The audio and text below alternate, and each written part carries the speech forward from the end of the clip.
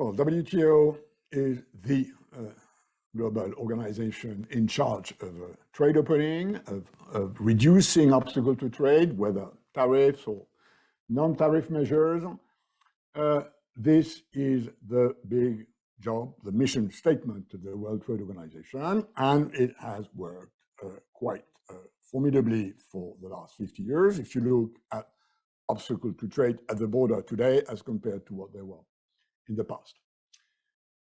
This being said, the WTO, as a member-driven organization, it's not so much an institution as an organization, the direction of which depends on its members, and notably its main members, US, EU, China, is highly dependent on this geo-economic, geopolitical balance, which I've already mentioned.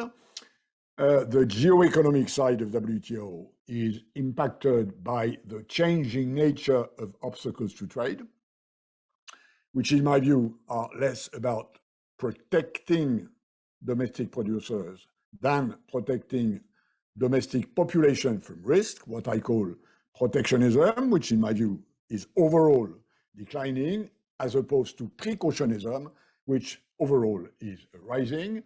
This raises new issues for WTO, digital trade, trade and environment, the EU carbon border measure adjustment, the EU deforestation directive have a big impact on trade. The geopolitical side also matters, as insofar as US remain a major trade power.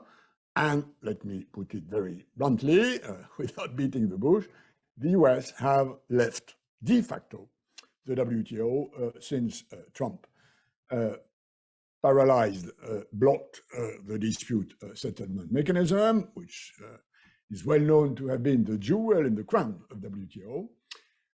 As such, there is a big problem because if the US, which is one of the 3 or 4 major trade powers, does not play ball in WTO, nothing much happens. So what's the way forward?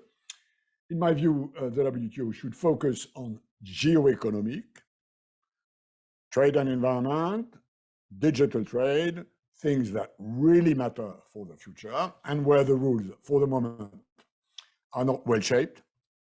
And second, try to push back against this geopolitical dominance within the membership of WTO in creating as large as possible a coalition of countries that do not want to be either on the US or on the Chinese side, or at least want to keep flexibility to decide which direction to go. And I think the EU should be the pilot of such a coalition in WTO.